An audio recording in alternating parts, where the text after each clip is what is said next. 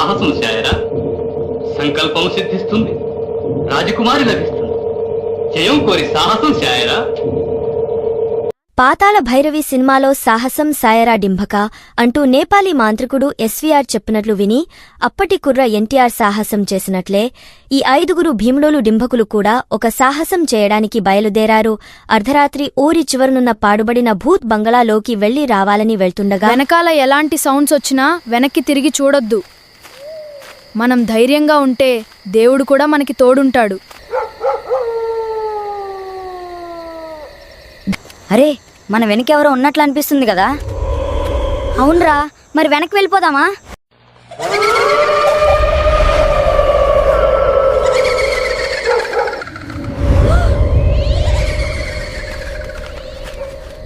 అలా దారిలో వాళ్లెదుర్కొన్న భయానక అనుభవాలు, భూత్ బంగళాలోకి వెళ్లాక చీకట్లో వాళ్లు చూసిన భయంకర దృశ్యం ఏంటో ఫుల్ వీడియో చూసేందుకు కింద టైటిల్ లింక్ పై క్లిక్ చేయండి. పార్ట్ 2 చూసేందుకు ఇప్పుడే సూర్య టూల్స్ ఛానల్ని సబ్స్క్రైబ్ చేసుకోండి.